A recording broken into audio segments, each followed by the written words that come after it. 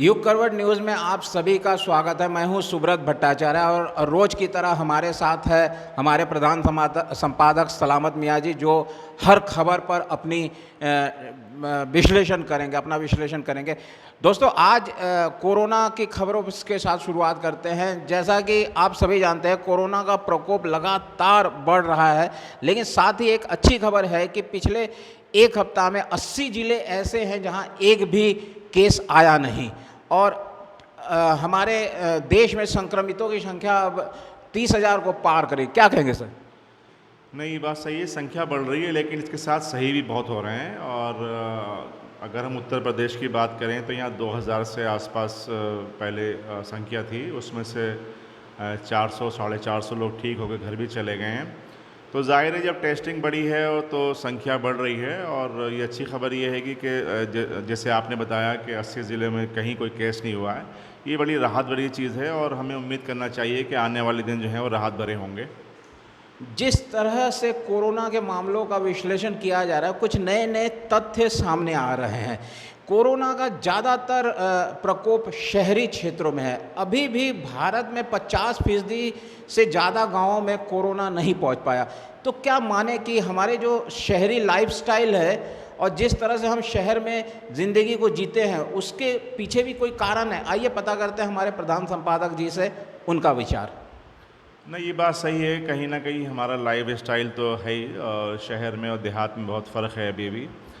लेकिन मैं समझता हूँ कि सबसे ज़्यादा जो देहात क्षेत्र में लोगों ने लॉकडाउन का पालन किया है, ये एक बहुत बड़ा कारण हो सकता है। क्योंकि लोगों ने, गांव के जो बुज़ुर्ग लोग हैं या नौजवान हैं, उन्होंने ख़ुद रास्ते बंद कर दिए और बल्लियाँ लगा दी और उस पर किसी बाहरी व्यक्ति का प्रवेश बंद कर दिया। तो ये एक अच्छा प्रयास था जो देहात क्षेत्र में हुआ है। हालांकि कहीं ना कहीं उसका उल्लंघन भी हुए हैं कुछ जगहों पर, लेकिन अधिकतर जगहों पर मैंने देखा है कि मैं गाज़ियाबाद भी गया, इसके अलावा मैं अभी कई एक टूर पे भी गया था ज़िले में, अपनी रिपोर्टिंग के संबंध में हम लोग कई 2-4 ज़िलों में भी गए।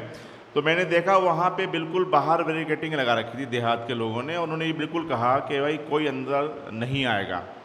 तो ये मैं समझता हूँ कि जिन्होंने इस तरह की व्यवस्था करी है, तो इसलिए गांव में नहीं फैल पाया। और ये बहुत अच्छी बात है, राहत भरी बात है कि अगर गांव में इस तरह की ये मर्ज़ कहीं फैल जाता तो स्थिति बड़ी भयंकर होती। और ऊपर वाले का बड़ा शुक्र है कि देहात में इस तरह का नहीं फैला। जी हाँ, हमारे प्रधान संपादक जी का कहना है देहात में इसलिए नहीं फैला क्योंकि वहाँ लॉकडाउन को बड़ी कड़ाई से वो पालन कर रहे हैं। दोस्तों, ये कोरोना ने भारतीय अर्थव्यवस्था को एक तरह से, जिसकी कहते हैं, इसकी कमर तोड़ दी है। पहले से ही मंदी की दौड़ से भारत गुजर रहा था और इस कोरोना का ये 40 दिन जो है अर्थव्यवस्था के लिए बहुत भारी पड़ रहा है। कैसे देख रहे हैं इसको हमारे प्रधान संपादक सलामत मियाँ जी? देखिए, ये स्थिति बड़ी और तनावपूर्ण होने वाली है। और पहली बार ऐसा हुआ होगा कि राज्य सरकारें बिना टैक्स के सहारे चल रही हैं। और कई सरकारों ने तो ये माननीय प्रधानमंत्री को लिख कर दिया है कि उनके पास कर्मचारियों के लिए वेतन के लिए पैसा नहीं है। केरल सरकार ने भी कहा है उस पर बहुत कम है पैसा, वो वेतन नहीं दे पाएगी। और सरकारों का भी ये हाल है, क्योंकि देखिए सारे टैक्सेस बंद हैं और टैक्सेस पे ही सरकार चला करती है, तो उनकी भी मजबूरियां हैं।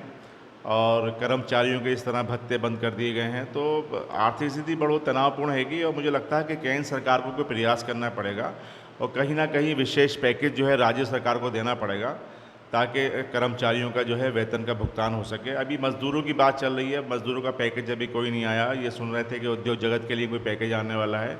तो देखिए, आर्थिक स्थिति बड़ी सही नहीं है और मैं समझता हूँ कि इसलिए कहीं ना कहीं ज्वाइंट सब मिल के इसको कुछ प्रयास करना पड़े केंद्र और राज्य सरकारों को, कहीं जाके कुछ तफसील साफ हो सकती है।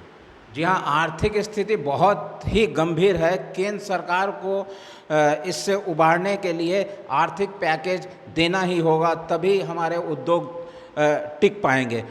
इस कोरोना काल के दौरान एक खबर आई थी कि करीब करीब बहुत सारे केस जमाती मरकज़ के माध्यम से फैला, लेकिन एक अच्छी खबर ये आ रही है, जो जमात के लोग सही हो गए, अब वो दूसरों को खून देने यानी प्लाज्मा देने के लिए आगे आ रहे हैं। तस्वीर देखिए बदल रही है। एक माह पहले तस्वीर कुछ थी और एक माह बाद तस्वीर कुछ और है। क्या कहेंगे सर? हाँ, ये बिल्कुल सही बात है। इस तरह की वीडियोज़ भी आ रही हैं और कुछ अस्पतालों में और दिल्ली में भी और आसपास के जनपदों में भी इस तरह की तस्वीर देखी जा रही है कि जो जमाती लोग हैं, जो ठीक हो गए हैं, वो प्लाज़्मा की लाइनों में लगे हुए हैं। असल में दरअसल क्या था कि जो लोग नहीं आ रहे थे निकल के, उनको कहीं न कहीं लग रहा था कि पता नहीं क्या एक्शन होगा। और अब लेकिन राज्य सरकारों ने, ख़ासकर उत्तर प्रदेश सरकार ने उनको सबको बुलाया है और ये कहा है कि भाई आप आइए, अपना इलाज कराइए, दूसरों को बचाइए। तो उसमें लोग आए निकल के, और जो लोग इसमें आए हैं, इलाज हुआ है उनका, तो उसके बाद उनकी सोच बहुत बदली है। उन्होंने कहा कि हमारा खतरा जो है देश के लिए है, हम पूरा तैयार रहेंगे। तो कहीं न कहीं राज्य सरकारों की जो नीति रही है वो इतनी अच्छी रही कि लोग जो हैं वो आ गए हैं। हालांकि कुछ लोग अभी भी इस तरह से दहशत में हैं कि हम जाएंगे तो न जाने क्या होगा।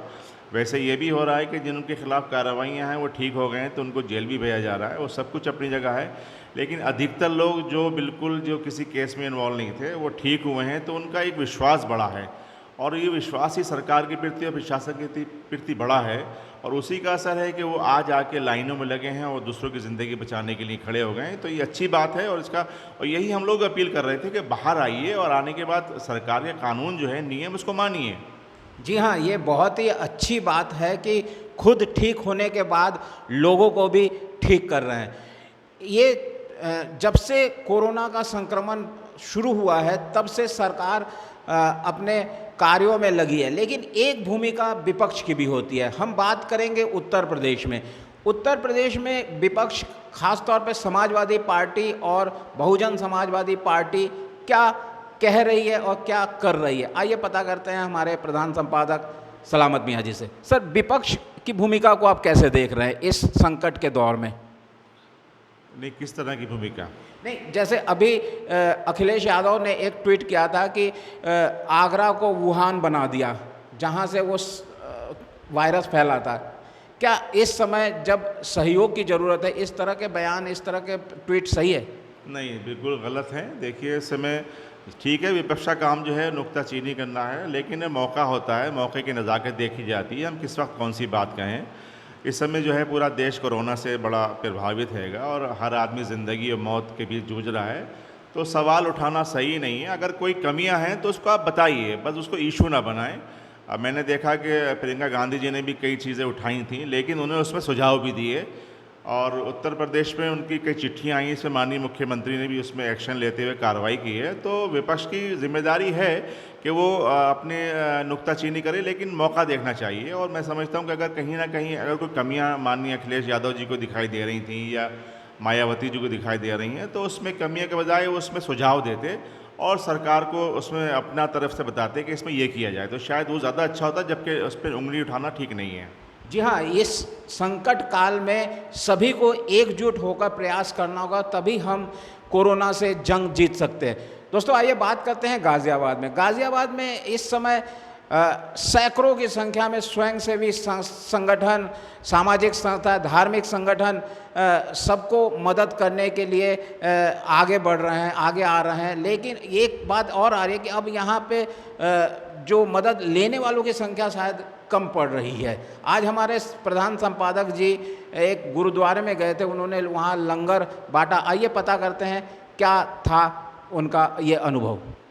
हाँ, देखिए, ये चीज़ें निकल के आ रही हैं बहुत ज़्यादा कि बहुत से लोग ऐसा कर रहे हैं जो राशन भी ले रहे हैं और भोजन भी ले रहे हैं, जिनके कार्ड भी बने हुए हैं वो कार्ड भी ले रहे हैं। तो इस संबंध में कुछ शिकायतें थीं जो सरकार को मिली थीं, उसी संबंध में आज उत्तर प्रदेश के स्वास्थ्य राज्य मंत्री अतुल गर्ग जी ने भी कई जगहों पे जाके इसकी खुद चेकिंग करी कि आखिर जो इस तरह का क्यों माहौल है, क्योंकि ज़रूरतमंद इससे बच जाता है। तो ये तो सरकार का पक्ष है, लेकिन अगर हम बात करें जो सामाजिक संगठन है, धार्मिक संगठन जिस तरह हैं, धार्मिक स्थल के पदाधिकारी हैं, वो वास्तव में बहुत अच्छा काम कर रहे हैं। और मैं आज जी ब्लॉक गुरुद्वारा कबीरनगर गया था, तो वहाँ पर मैंने देखा कि वहाँ ऐसे लोग लगे थे, कोई हलवाई नहीं था वहाँ, कोई बाहरी व्यक्ति नहीं था, केवल सिख समाज के ज़िम्मेदार लोग, गुरुद्वारा प्रबंधक कमेटी के ज़िम्मेदार लोग थे, जो सुबह 7 बजे आते हैं और 9 बजे चूल्हा चढ़ता है और सब अपने हाथ से तैयारियां करते हैं, पैकेट बनाते हैं, उसके बाद वो सब रख के संबंधित व्यक्ति का देकर आते हैं। मतलब और ऐसा लगता है जैसे कि परिवार में कोई अपने कोई कार्यक्रम है इस तरह कर रहे हैं, तो ये बहुत बड़ी चीज़ है। वहाँ मुझे बताया गया लोगों ने कि हम इतनी जगह चले गए हैं, अब लोगों का ये डिमांड हो गई है कि हमें जो है खाना नहीं है चाहिए, क्योंकि इतना खाना मिल रहा है। तो मुझे लग रहा है कि जो सामाजिक संगठन है, सरकार तो 20% अपना काम कर रही है, 80% जो है सामाजिक संगठनों ने काम किया है। और आज स्थिति ये हो गई है कि लोग अब जो है ज़रूरतमंद कम हो गए हैं और राशन देने वाले ज़्यादा हो गए हैं। ये बहुत बड़ी बात है, बहुत अच्छी बात है। जी हाँ, हम भारतवासियों की एक पहचान ये है कि जब हमारे ऊपर कोई संकट आता है तो हम सभी एकजुट होकर रहते हैं और इस संकट से खुद को बाहर निकालते हैं।